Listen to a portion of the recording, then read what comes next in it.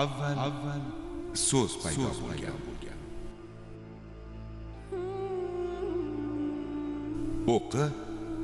O'qi, yana o'qi.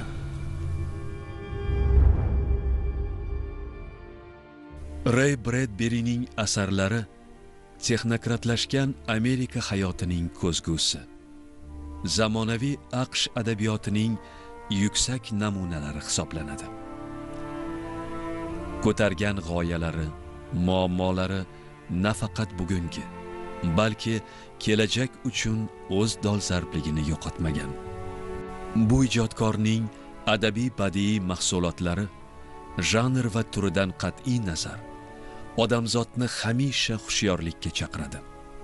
Jodular, texnologik fokuslar, magiya, monsterlar, dahshatli oxir zamon manzaralari, qabristonlardan bosh ko'targan murdalar, robotlashgan odamlar, mutantlar, ekologik fojialar asorati, tiriklikka xavf solayotgan qirg'in qurollar, taraqqiyot tufayli vayronaga aylangan sayyoralar, shaharlar, bepoyon kosmos bo'ylab qilingan sayohatlar bilan to'lib toshgan asarlarida odamzodning ertangi kuniga bo'lgan ishonch bilan birga xavotir, quvonch bilan og'riq, tabassum bilan iztirob, zavq bilan shubha ham yonma-yon turadi.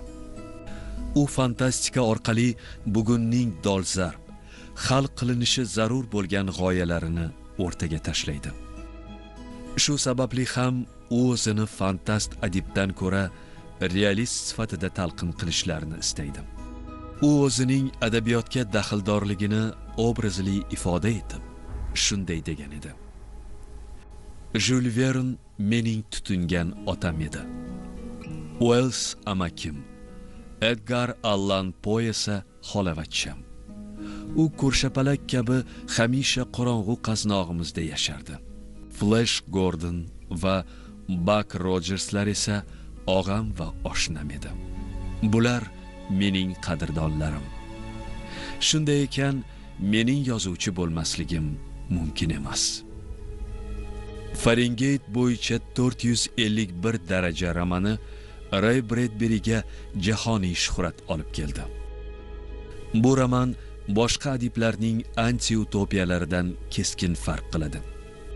Romandagi voqea olis kelajakda Amerikada yuz beradi.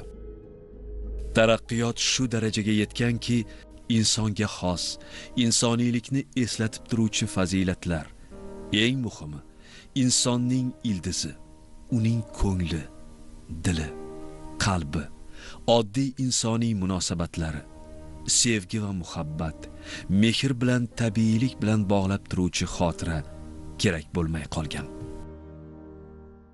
Bunday xotira yangi davr uchun zararga, buzg'unchi g'oyaga aylangan. Romandagi kitob tushunchasi hur fikr, erkinlik, insoniylik, shaxs, qadriyat, mehr, qalb, ko'ngil, ma'naviyat tushunchalari bilan bir qatorda turadi. Insonda bu fazilatlar boy berilsa yoki romandagi kabi ongli ravishda o'zi bu fazilatlardan voz kechsa, u o'zini o'zi muqarrar o'limga mahkum etadi. Bu achchiq bashorat kishini o'ylantirib qo'yadi, hushyor torttiradi. Ray Bradbury fantastika shartliligidan, o'zi aytganidek adabiy fokuslardan foydalanib, aslida ertaga insoniyatni kutayotgan fojiadan bizni ogohlantiradi. Yuzaki qaraganda bu voqeaning bugunga daxli yo'qday, shunchaki xayol mahsuliday, fantastikaday tuyuladi. Lekin chuqurroq qaralsa, bu roman insoniyatning ertangi kuni haqida, ertaga bizni kutayotgan xatarlar haqida. Adib bizni ana shu xatarlardan ogoh qiladi. Adibning o'zi asari haqida shunday degan edi: Eng avvalo shuni aytishim kerakki, ta'kidlashayotganlaridek, men xayoliy fantast adib emasman. Mening Fahrenheit bo'yicha 451 daraja romanim quruq xayolga emas, realizmga asoslangan asardir. kitob o'qimaslik, kitobni dushman deb bilish, kitobdan qo'rqish roman yozilgan paytda ehtimol fantastika bo'lib tuyulgandir. Ammo bugun emas.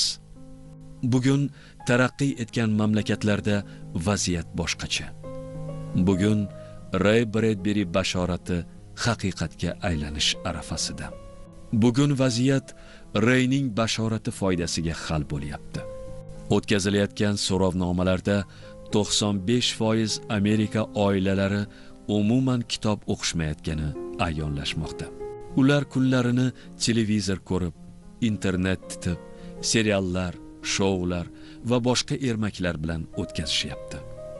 Shukr qilish kerak, kitoblar bugun yoqilayotgani yo'q. Lekin ular o'qilmayapti ham. Ular barcha kutubxonalarda chang bosib, tog'day uyilib yotibdi. 20 yil joy egallayvergach, ertaga yoqib tashlanishi aniq. O'qilmagach, kitobning kimga keragi bor? U o'qilmadi nima-yu, yoqib tashlandi nima? Qanday farqi bor? Vaholanki, Ray Bredberining romani yozilganiga, kitob o'qilmaslik fantastika hisoblanganiga hali unchalik ko'p vaqt bo'lgani yo'q. Bor yo'g'i 70 yil bo'lyapti. Avval so'z paydo bo'lgan.